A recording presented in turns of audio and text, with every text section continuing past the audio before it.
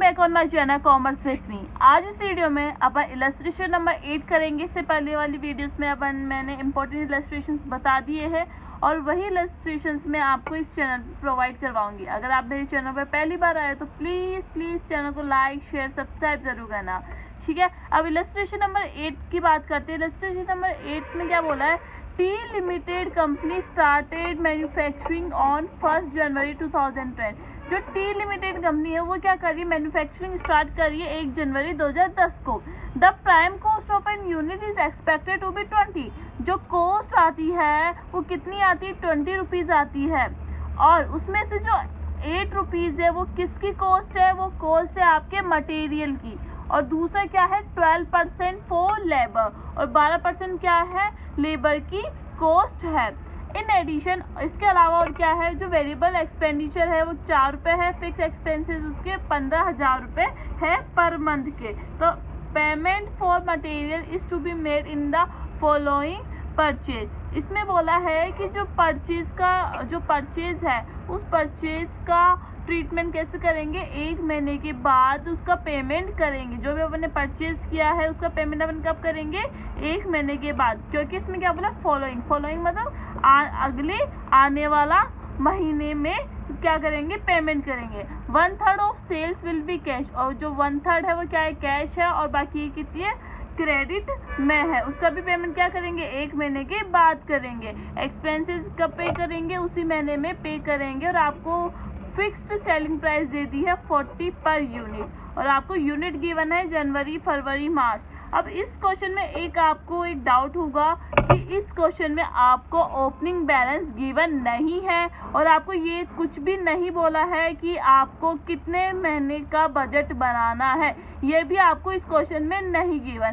तो आपको क्या करना है, जितने मंथ गिवन है आपको उतने मंथ का क्या बनाना है, बजट बनाना है, जब आपको इन्फॉर्मेशन गिवन नहीं हो तब, ठीक है। तो अब देखो, सबसे पहले क्या बोला है कि 8 रुपये क्या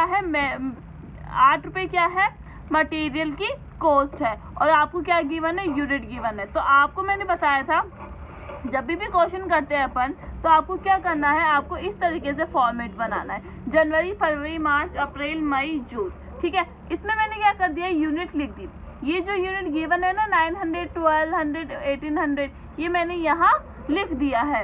अब क्या बोल रहा है, जो मटेरियल है वो मटेरियल कितना है आपका, 8 रुपये है। वेजेस आपके 12 रुपये है। वेरिएबल कॉस्ट आपकी 4 रुपये है। और फिक्स कॉस्ट क्या है, 15,000 रुपये है पर मंथ। पहले अपन इसका ट्रीटमेंट करते हैं। सबसे पहले करते हैं मटेरियल का।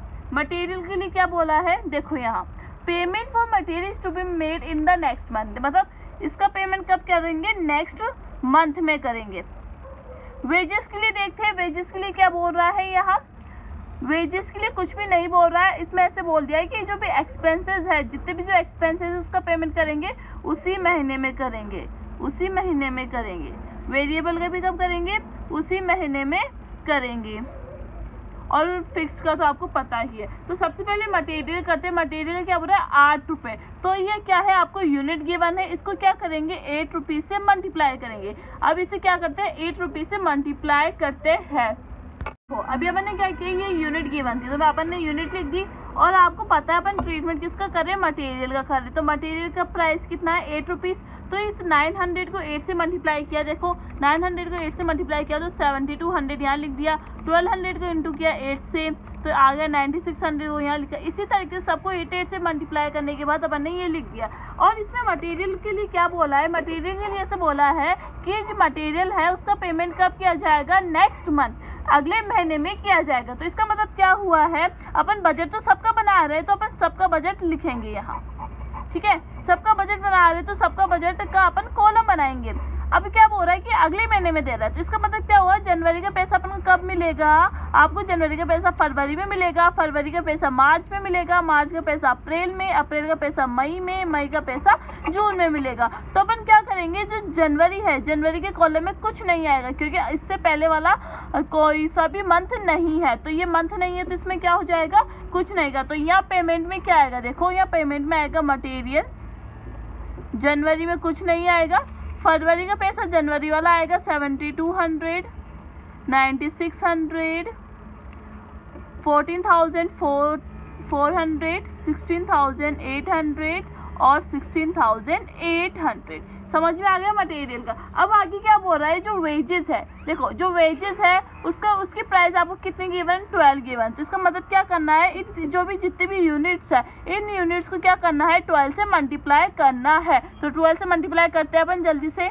देख लो मैंने मल्टीप्लाई करके यहाँ लिख दिया है। यूनिट 900 को मल्टीप्लाई किया 12 से, तो आपका ये आंसर आ रहा है 10,800। इसी तरह के मैंने सबका कर लिया है। अब इसमें क्या बोला है, जो वेजेस है वेजेस का पेमेंट क्या किया जा रहा है, उसी महीने में किया जा रहा है। तो मतलब जनवरी का पैसा जनवरी में मिल जाएगा आपको, फरवरी का पैसा फरवरी में मिल जाएगा। तो यहाँ वेजेस के नाम से आपके पास आ जाएगा 10,800, 14,400, 21,600, 25,200 और 25,200 और 28,800।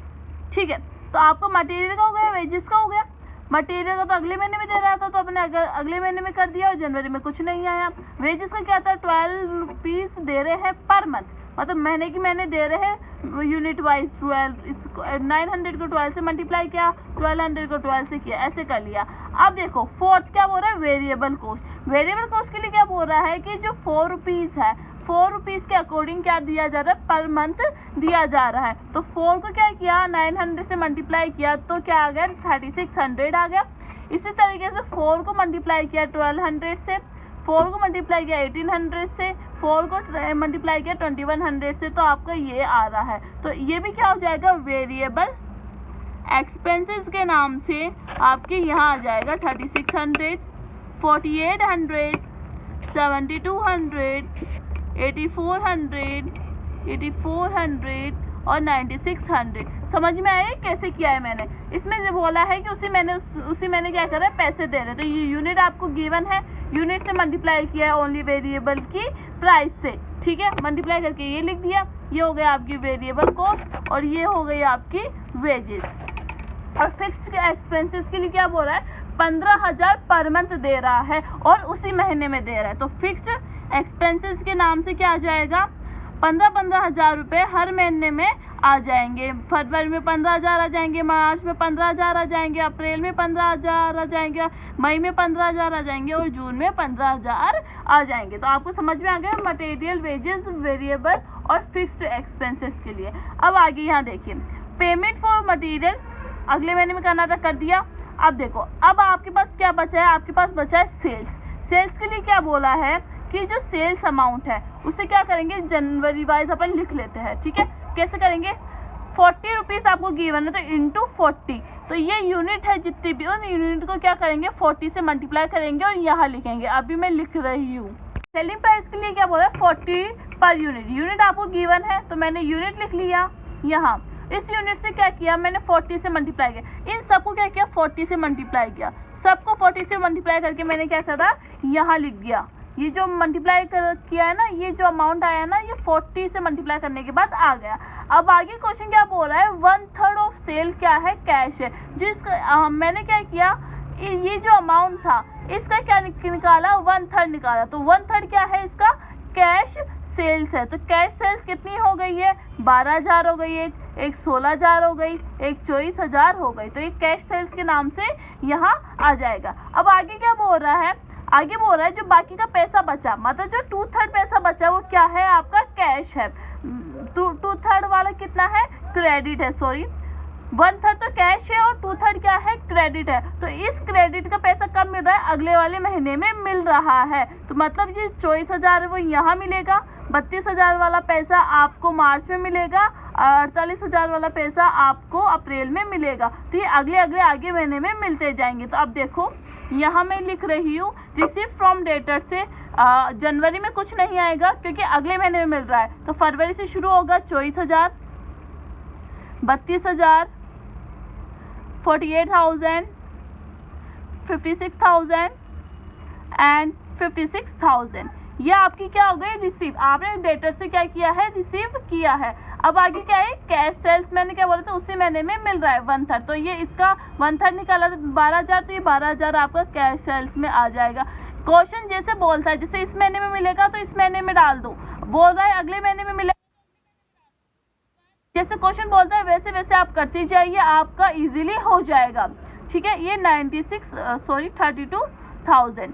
अब क्या करना है, जनवरी का टोटल करना है। ये जनवरी का टोटल कितना आया, 12,000। अब इसका क्या करेंगे, इसका भी क्या करेंगे, टोटल करेंगे। इसका टोटल आएगा आपका 29,400 रुपीज़। अब क्या करेंगे, ए माइनस बी, इसमें से क्या करेंगे, लेस करेंगे ये, तो क्या आएगा 17,400 आएगा पर माइनस का, क्योंकि ये क्या है, कम है और ये क्या है, ज़्यादा है। तो इसका मतलब क्या हुआ, आपकी कंपनी के पास पैसा नहीं है, तो ये क्रेडिट का पैसा कहाँ चले जाएगा, यहाँ चले जाएगा बैलेंस बीडी में 17,400। ये माइनस का है, इसे फिर सॉल्व करेंगे आपका, फिर आएगा आपका 22,600 आ जाएगा। इसका टोटल करेंगे अपन 41,400, इसका आंसर आएगा।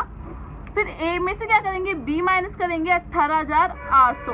ये भी क्या आ रहा है, माइनस में आ रहा है, क्योंकि 22,000 कम है। आपके पास पैसा कितना है, कैश कितना है आपके पास, कंपनी के पास 22,000 है, और आपको पेमेंट कितना करना है, 41,000 का करना है। तो इसका मतलब क्या हुआ, आपके पास पैसा नहीं है, तो ये क्या होगा, ये भी क्रेडिट में होगा, ये भी यहाँ जाके माइनस का होगा 18,800। फिर इसे ऐसे सॉल्व करेंगे 27,200, और फिर इसका टोटल करेंगे, इसका टोटल आएगा 53,400 रुपीज़।